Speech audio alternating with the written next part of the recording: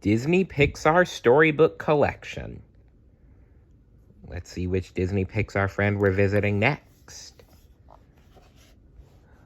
Ooh. Monsters Incorporated.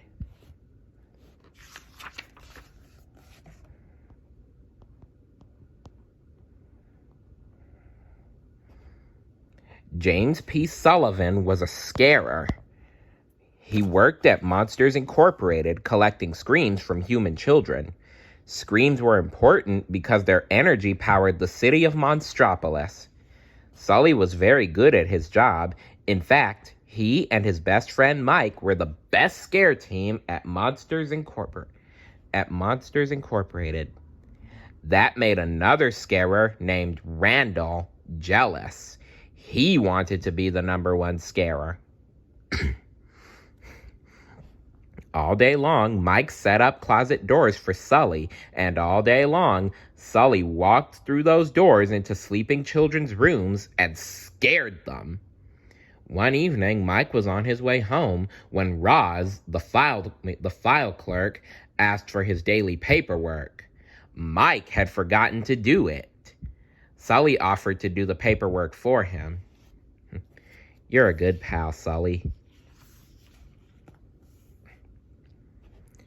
When Sulley returned to the scare floor, he found a child's door still in its scaring station. Puzzled, he peeked through the door. No one was there. Sulley closed the door and stepped back onto the scare floor. Suddenly, he felt a tug on his tail. "Kitty!" a voice called. It was a human child. Sulley screamed, "Ah!" Everyone knew that human children were toxic. He tried to return her to her room, but she wouldn't go. Finally, he hid her in a bag and went to find Mike.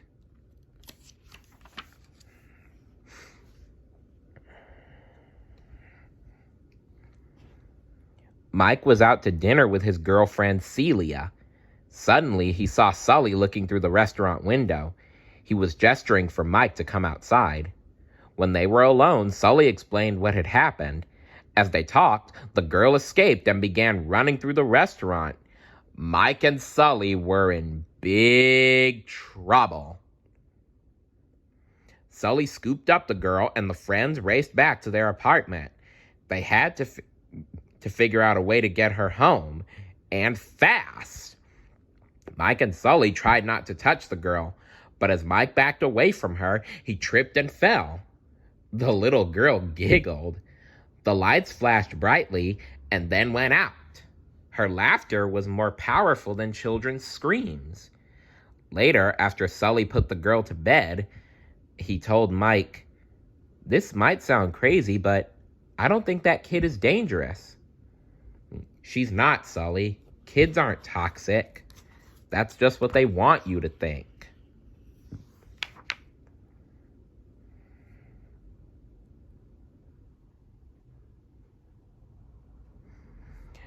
The next morning, Mike and Sulley dressed the girl in a monster disguise and took her to work.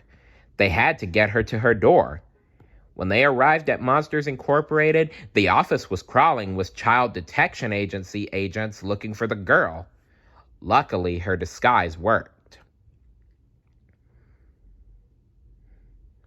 While Mike went to find the girl's door, she and Sulley played together in the locker room. "Boo!" the girl said with a giggle.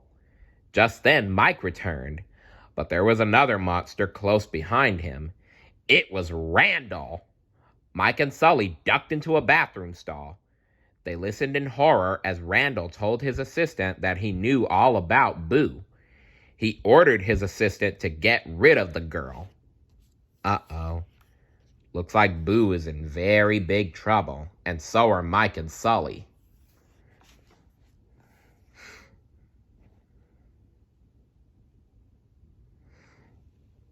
Randall left, and Mike and Sulley snuck the girl onto the scare floor, but Mike had made a mistake. "This isn't Boo's door," Sulley said. "Sulley, you're not supposed to name it," Mike shouted. Oh, yeah, I remember that.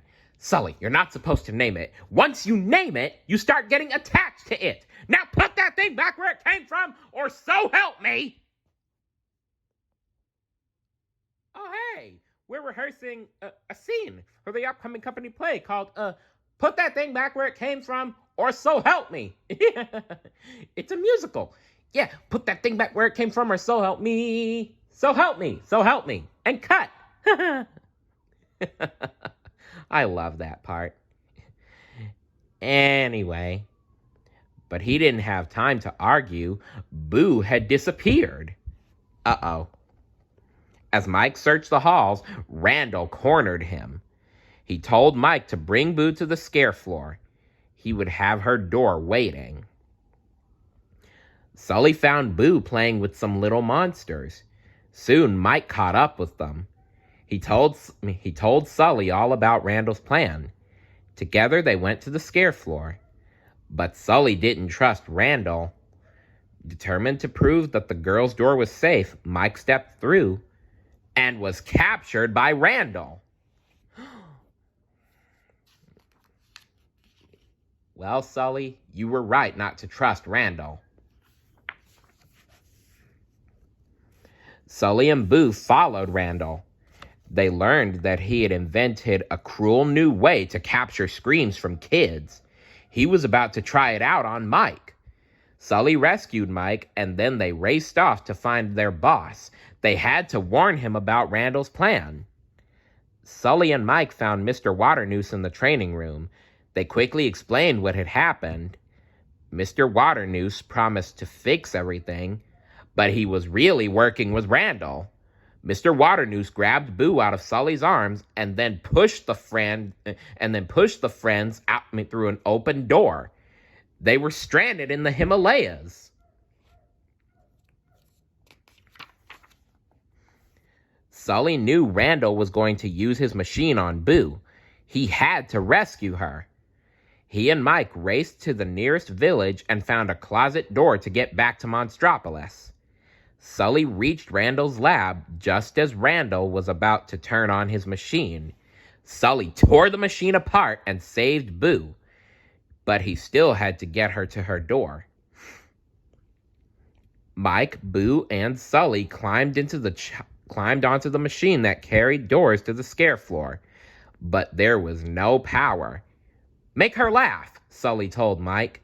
He knew Boo's laughter could turn on doors. Suddenly, Randall appeared. He chased the friends through door after door. With Boo's help, Mike and Sulley trapped Randall in a closet and shredded the door. The evil scarer was gone for good. Whew.